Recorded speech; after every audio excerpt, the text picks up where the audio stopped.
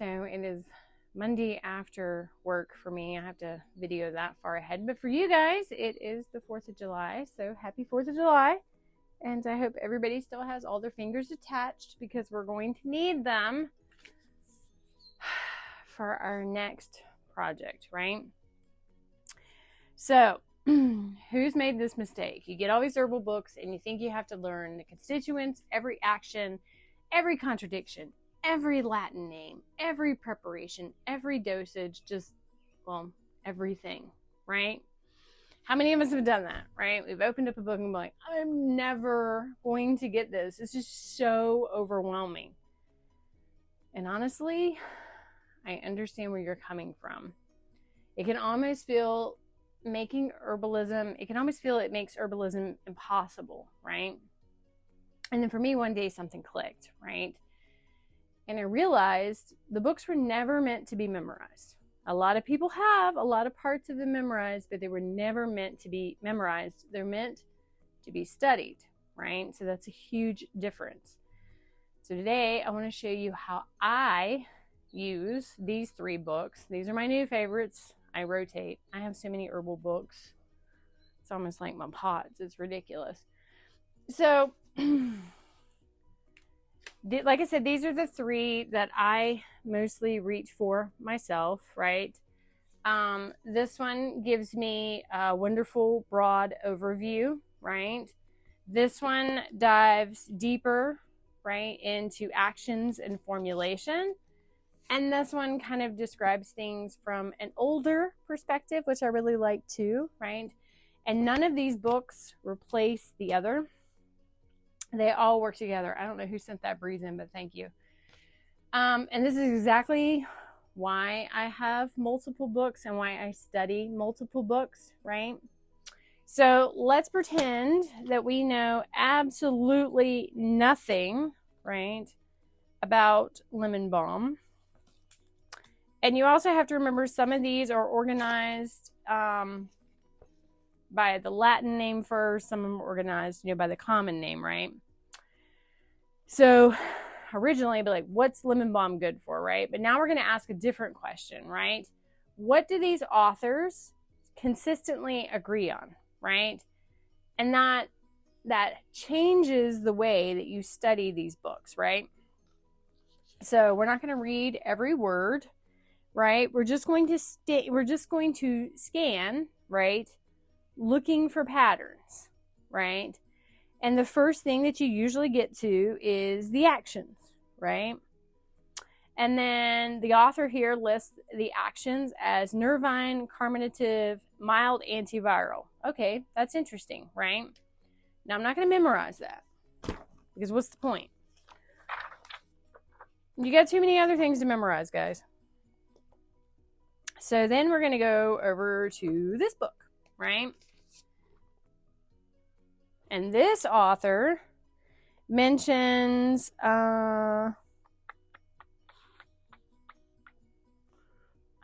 this one actually goes into a lot of detail about the nervous system, right? So that's twice now, right? And carminative is showing up again, right? So now your attention is getting focused, right? This author spends more time talking about viral support, and that's interesting too, right? So you're making mental notes, or you got a piece of paper, right? If you're like me, your paper has paper. But anyway, you're writing it out, and it's not because you're trying to memorize it, right? You're looking for the patterns. What is showing up more than once, right? And so then you get to your 3rd book, right? And now we're going to see what this author says again and again, right? We've got nervous system again, right? Digestive support, right? Again. So I think we're starting to see the pattern. This one even goes into a little bit more on relaxation. And now you start to see something, right? There's 3 different herbalists, 3 different books, 3 different writing styles. But they keep pointing back to the same core ideas. And we're thinking that's not an accident, guys, right? So this is where you really start to get your notes out, right? So instead of copying paragraphs, and believe me, I've done that too, you grab a notebook or a whiteboard if you're fortunate enough for one, right? And at the top, you would write lemon balm, right? And then you'll make 2 simple headings, right? You're going to go primary actions, secondary actions, okay? That's it.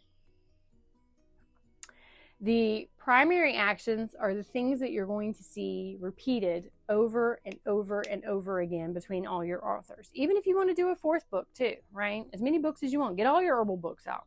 It's fine. You're looking at one herb, right?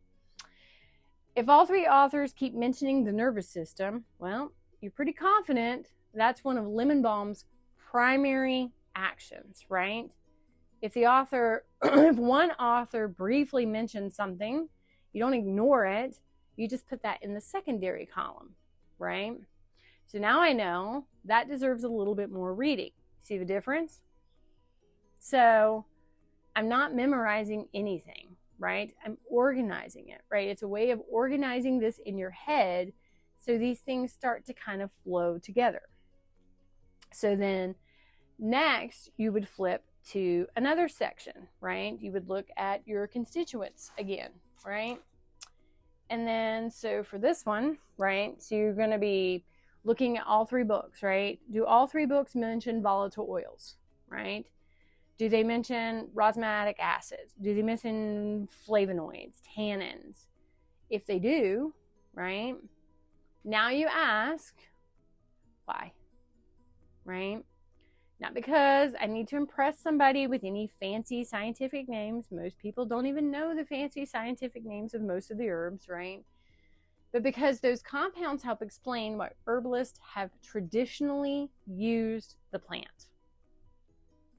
So now suddenly your actions start making sense. The chemistry will support the tradition, right?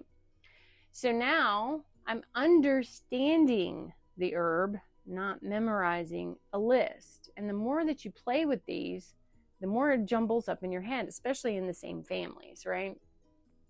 So then you're going to look next in the book at preparations, right? So you're going to flip down to the preparation sections if it has it. Some do, some don't, right? So if one author recommends tea and another discusses a lot about tinctures and one mentions fresh plant and one mentions dried herbs, instead of asking who's right, because we sometimes want to know who's right. We don't want to waste time and energy and get it wrong, right? Failure is a big defeatist. So you're going to ask, why did each author choose that preparation, right? And then you start thinking about the plant again, right? Lemon balm, like we said, contains delicate volatile oils.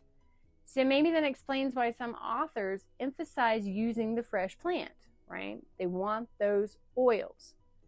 So that's why that preparation makes sense. Now you're connecting the dots, right? Not memorizing facts. And then you would always want to definitely pay attention to your safety section in your book. Not because we're looking for a reason not to take the herb, right? We're not doomsdayers over here. But because responsible herbalism means understanding both the strengths and limitations of the plant. You've heard me say that before. So one author may write a paragraph and another may only have 2 sentences, right? And that's okay. Different authors write for different audiences for different reasons. I've even got another one that's like literally a scientific medical book on herbs. And you're going to talk about some very complex terminology. Everything's in the Latin form.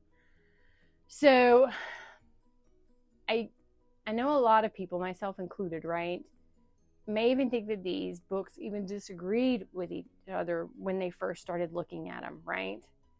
But they're actually having a conversation, right? Each author notices something a little different. Each author will emphasize their different experiences with, right? And each author is going to teach you something different. And that's why I don't recommend the perfect herb book, right? I let my herbal books work together and teach together. This is why I own more than one. I think I are up to count 20 some. But anyway, so what's the best herb book? I don't think there really is one. We have our favorites, right? The ones we understand and are very familiar with. But I think that's why we always have to broaden our horizon, because each author is going to bring something new to the table, maybe a different perspective you haven't thought of before. And patterns become understanding. Understanding becomes confidence with these herbs, right? And then confidence becomes formulation. And that is where herbalism starts to get really fun, right? It's like a little hunt, right? We're looking for the little nuggets, right? So here's something I would encourage you to try, right? Pick one herb. You can be very familiar with it, or you cannot, right? I'm not judging. I want you to pull 2 or 3 herbs off your shelf, right? Do not read that chapter cover to cover. I want you to instead ask 5 questions, right? What actions do they all agree on? What constituents keep showing up? How do they prepare the herb? What cautions, if any, do they mention? And what does one author notice that the others do not? And I think you'll be amazed at how much easier herbalism will become. Not because you're memorizing anything. If you're like me, you've forgotten where your car keys are anyway, but because you start to recognize the patterns and make these relationships, right? So the biggest shift in my own herbal studies, and that's why I'm sharing it, right? I wasted a lot of time, right? It wasn't buying another book. It was changing the question I asked. I stopped asking, how do I memorize this? How am I ever going to learn this? And I started asking, what are these authors trying to teach me? And that one change and flipping it backwards as I study, I think it personally for me has made herbalism a whole lot more enjoyable, right? We're trying to figure things out. We're investigating. We're digging in. We're not just like, oh, yay, another herb book. How many times can I read about lemon balm? Everybody's trying to teach a different perspective. I mean, even my perspective on herbs is different from somebody else. I mean, I grew up and have been around herbs. That was a weird noise. My whole life. I mean, my mom pulled me out, homeschooled me back before homeschooling was the thing to do, right? We did homeopathic herbs. My friends made homemade tinctures. I've been around them my entire life. But when you really start to sit down and try to understand what these things are teaching you, then you really start to digest what is going on. And you're never going to memorize it all. Yeah, they're going to be your favorite herbs that you're going to be just shoot the facts on them just like this, right? Your go-tos. But then there are going to be some that you're going to have to stop back and you're going to have to say, let me think about that one for a minute. Let me do a little bit more research. I mean, even right now, I still do that, even on the ones that I'm very comfortable with, right? Because especially if you're advising someone else, you don't want to give bad information. Not that it's just bad branding, but in the same essence, like, people trust you, right, to help them make good decisions. So that's what we want to do, is help people learn to think for themselves and make good decisions, right? So that's my rant about herbal books and how I kind of digest them, right? If you have any other ways that you do it that you think is helpful for the group, please drop a comment below. I am always happy to learn new ways to absorb information. And I think I've just about finished my detox out here on the porch after work. Not that the detox in the house is much better, but until next time, guys, I want you to stay rooted, stay curious, and as always, keep growing in grace.